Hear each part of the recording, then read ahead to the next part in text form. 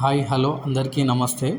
ఈరోజు మనం ఈ వీడియోలో తెలంగాణ స్పెషల్ అయినటువంటి బగారా చికెన్ కర్రీ ఏ విధంగా చేయాలో చూద్దాం. ఇందుకోసం మనం 5 కేజీల చికెన్ అయితే తీసుకున్నామండి. ముందుగా చికెన్ మ్యారినేషన్ చేసుకోవాలి. అందుకోసం అందులో పసుపు, కారం, ఉప్పు రుచికి సరిపడినంత వేసుకొని వీటన్నిటిని చక్కగా మ్యారినేషన్ చేసుకొని ఒక 10 నిమిషాలు పక్కన పెట్టుకుందాం.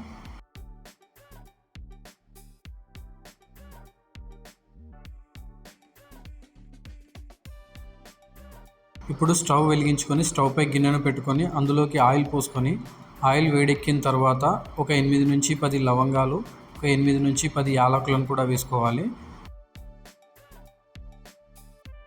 ఆ తర్వాత ఇందులోకి జీలకర్ర ఆవాలను కూడా వేసుకొని అవి వేగిన తర్వాత పచ్చిమిర్చి, ఉల్లిపాయలను కూడా వేసుకోవాలి. పచ్చిమిర్చి, ఉల్లిపాయలను చక్కగా కలుపుతూ వేయించుకోవాలి.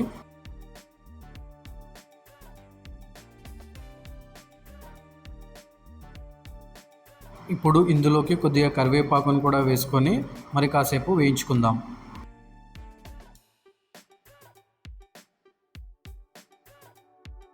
ఉల్లిపాయలు వేగిన తర్వాత అందులోకి అప్పుడే దంచి పెట్టుకున్నటువంటి అల్లం వెల్లుల్లి పేస్ట్ని కూడా యాడ్ చేసుకొని అడుగంటకుండా చక్కగా కలుపుకుందాం. అల్లం వెల్లుల్లి పేస్ట్ వేగిన తర్వాత మనం ముందుగా మ్యారినేషన్ చేసి పెట్టుకున్నటువంటి చికెన్ను కూడా వేసుకొని చక్కగా కలుపుకుందాం. ఈ చికెన్ను ఒక 10 నిమిషాల పాటు మధ్య మధ్యలో కలుపుతూ అడుగంటకుండా చక్కగా ఆయిల్లోనే మగ్గనిద్దాం.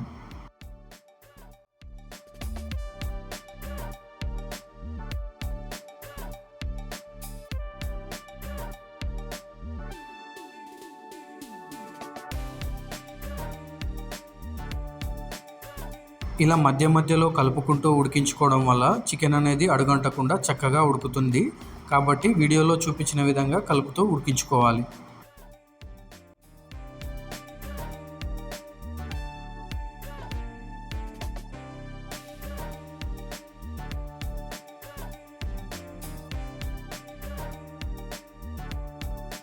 పది నిమిషాలు ఉడికించుకున్న తర్వాత చికెన్ మొత్తం వాటర్ను వదిలేస్తుందండి. ఇప్పుడు ఈ టైంలో మనం ముందుగా కట్ చేసి పెట్టుకున్నటువంటి టమాటాలను కూడా వేసుకొని ఒకసారి కలుపుకొని మరి కాసేపు ఉడికించుకుందాం.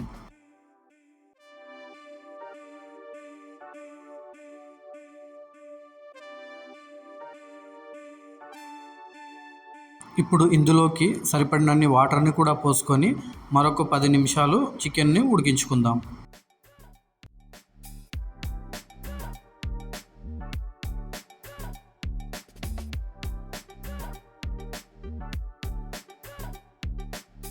పది నిమిషాల తర్వాత చికెన్ చక్కగా ఎలా ఉడుకుతుందో చూసారు కదా. ఇప్పుడు ఇందులో ధనియాల పొడి, అదేవిధంగా చికెన్ మసాలా మరియు కొబ్బరి పొడిని కూడా వేసుకొని ఒక 5 నిమిషాలు ఉడికించుకోవాలి.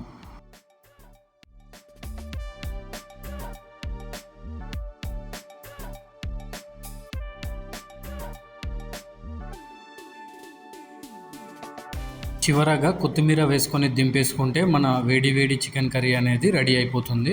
ఇప్పుడు బగారా రైస్ ఏ విధంగా చేయాలో చూద్దాం.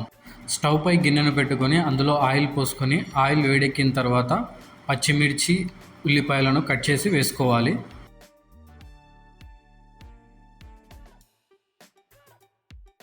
ఉల్లిపాయలు వేగిన తర్వాత ఇందులోకి అల్లం వెల్లుల్లి పేస్ట్ను కూడా వేసుకొని పచ్చివాసన పోయేంత వరకు చక్కగా కలుపుకోవాలి.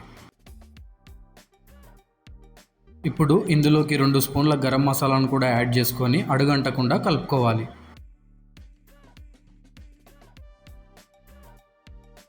చివరగా కరివేపాకు వేసుకొని నీళ్ళనైతే పోసుకోవాలి.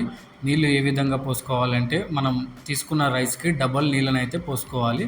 ఉదాహరణకు ఒక గ్లాస్ రైస్ తీసుకుంటే 2 గ్లాసుల నీళ్ళు చొప్పున నీటినైతే యాడ్ చేసుకొని అందులోకి రుచికి తగినంత ఉప్పు కూడా వేసుకొని ఎసురును బాగా మరగనివ్వాలి.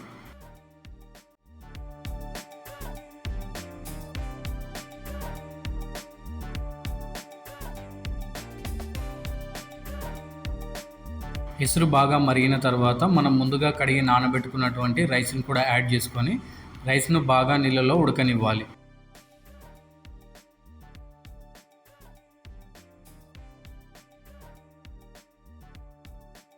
రైస్ ఉడకడానికి దగ్గర పడుతున్నప్పుడు ఒకసారి బాగా కలుపుకొని కొత్తిమీర వేసుకొని దమ్ చేసుకోవాలి.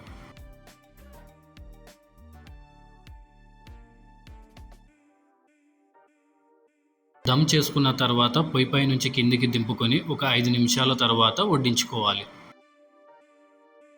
ఇంతేనండి, ఎంతో సింపుల్గా మన Telangana special bagara rice chicken curry ఏ విధంగా చేసుకోవాలో ఈ వీడియోలో మీరు తెలుసుకున్నారు కదా. ఈ వీడియో కనుక మీకు నచ్చినట్లయితే ఇలాంటి మరిన్ని వీడియోల కోసం మన ఛానల్ని సబ్స్క్రైబ్ చేసుకోండి. Thank you for watching.